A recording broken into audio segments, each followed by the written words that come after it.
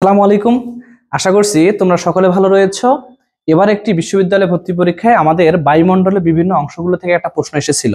তো আমরা খুব সহজেই এই বায়ুমণ্ডলগুলোকে চিনে রাখবো এবং কোথায় কার কি অবস্থান করতেছে, কোথায় কতটুকু আর উচ্চতা, তাপমাত্রার পরিবর্তনটুকু কেমন হচ্ছে সেটা এক নজরে আমরা দেখে ফেলবো।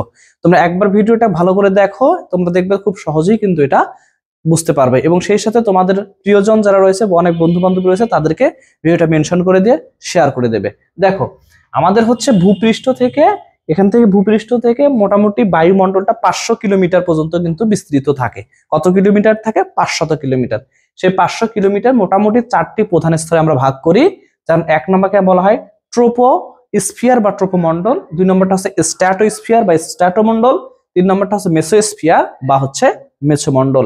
এরপর হচ্ছে থার্মোস্ফিয়ার বা হচ্ছে থার্মোমণ্ডল বা আয়নোস্ফিয়ার মণ্ডল বলা হয়। তাহলে এই মোটামুটি 4টি স্তরে ভাগ করা হয়। আমরা একটু দেখি, আমাদের ট্রোপোমণ্ডলটা সাধারণত ভূপৃষ্ঠ থেকে শুরু করে 15 কিলোমিটার পর্যন্ত এটা বিস্তৃত থাকে। তারপরে স্ট্র্যাটোস্ফিয়ারটা হচ্ছে 15 কিলোমিটার থেকে শুরু করে 50 কিলোমিটার পর্যন্ত বিস্তৃত থাকে। এরপরে এই যে এখান থেকে শুরু করে 85 কিলোমিটার পর্যন্ত মেসোস্ফিয়ারটা বিস্তৃত থাকে এবং মেসোস্ফিয়ার থেকে 500 কিলোমিটার পর্যন্ত থার্মোস্ফিয়ার বা আয়নোস্ফিয়ার মণ্ডলটি বিস্তৃত থাকে। আমরা যখন ভূপৃষ্ঠ থেকে উপরের দিকে উঠতে চাই তখন কিন্তু তাপমাত্রার পরিবর্তনটা একেবারে সুষমভাবে বৃদ্ধি পায় না বা সুষমভাবে কিন্তু হ্রাস পায় না, একটু বক্র পদ্ধতিতে বৃদ্ধি পায় বা বক্র পদ্ধতিতে একটু হ্রাস পায়। কিভাবে আমরা দেখি, আমরা ভূপৃষ্ঠ থেকে যখন আমরা উপরের দিকে ওঠার চেষ্টা করি স্ট্র্যাটোস্ফিয়ারের দিকে, তখন কিন্তু আমাদের তাপমাত্রাটা কমতে থাকে।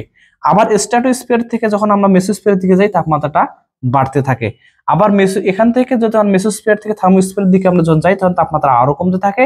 এখান থেকে একেবারে আয়নোস্ফিয়ারের দিকে উচ্চতায় তাপমাত্রা কিন্তু কন্টিনিউয়াসলি বাড়তে থাকে।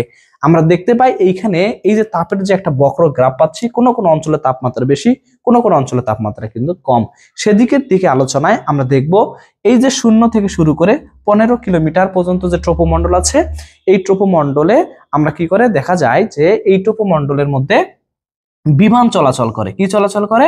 এই ট্রোপোমণ্ডলের মধ্যে কিন্তু আমাদের হচ্ছে বিমান চলাচল করে। তো এই যে ট্রোপোমণ্ডলের মধ্যে বিমান চলাচল করে, যত প্রকার ঝড় আমরা দেখব, যত প্রকার বৃষ্টি, যত প্রকার ঝড় যা কিছু আছে, উল্কাপিণ্ড ইত্যাদি যা কিছু আছে সব কিন্তু আমাদের এই ট্রোপোস্ফিয়ারের মধ্যে হয়। এই জন্য আমরা ট্রোপোমণ্ডলকে বলি অশান্ত মণ্ডল। কি বলা হয়? এটাকে আমরা অশান্ত মণ্ডল বলি। মনে রাখবা যে ট্রোপোমণ্ডল বা অশান্ত মণ্ডল যেখানে ঝড় হয়, বৃষ্টি হয়, প্লেন চলে, তাই না, মেঘ থাকে, সেটা কত? সেটা হচ্ছে 0 থেকে 15 কিলোমিটারের মধ্যে, এটাকে আমরা অশান্ত মণ্ডল বলি। এরপরে যখন আমরা যাই তারপরে উপরের দিকে, অর্থাৎ 15 কিলোমিটার উপর থেকে স্ট্র্যাটোমণ্ডল। স্ট্র্যাটোমণ্ডলের সবচেয়ে বড় বৈশিষ্ট্যটা যেটা হচ্ছে, সেইখানে রয়েছে আমাদের ওজোন স্তর, যেটা পৃথিবীকে আমাদের কি করে, সূর্যের ক্ষতিকর আলোক রশ্মি থেকে আমাদেরকে প্রোটেকশন দেয়। সেই ওজোন স্তরটা রয়েছে স্ট্র্যাটোমণ্ডলে, মনে থাকবে। এই জন্য স্ট্র্যাটোমণ্ডলকে আমরা কি বলি? আমরা বলি হলো শান্ত মণ্ডল। এটাকে আমরা বলি শান্ত মণ্ডল। তারপরে আমরা যখন একটু উপরের দিকে উঠি, এই যে মেসোমণ্ডল, এইখানে উপর থেকে আমরা যখন নিচের থেকে উপরের দিকে যাব, সব চাইতে তাপমাত্রা কম হয় মেসোমণ্ডলে। এই জন্য মেসোমণ্ডলকে আমরা বলি হলো শীতল মণ্ডল। এবং একই সাথে যখন আমরা এই মেসোমণ্ডল থেকে উপরের দিকে যাইতে চাই তখন তাপমাত্রা আরো বেশি বৃদ্ধি পেতে থাকে।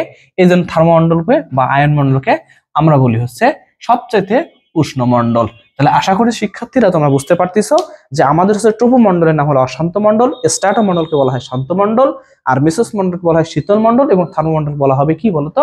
সবচেয়ে উষ্ণ বা গরম অবস্থা। এরপরে আমরা দেখি এইখানে আমাদের 0 থেকে 15 কিলোমিটার পর্যন্ত হলো কি ট্রোপোমণ্ডল বা ট্রোপোস্ফিয়ার, 15 থেকে 50 কিলোমিটার পর্যন্ত হচ্ছে স্ট্র্যাটোস্ফিয়ার, 50 থেকে 85 কিলোমিটার পর্যন্ত হলো মেসোস্ফিয়ার, এবং কি হলো এখান থেকে 500 কিলোমিটার পর্যন্ত বা তারও বেশি হলো আমাদের হলো কি আমরা জানি হলো থার্মোস্ফিয়ার। আশা করি সবাই বুঝতে পেরেছো।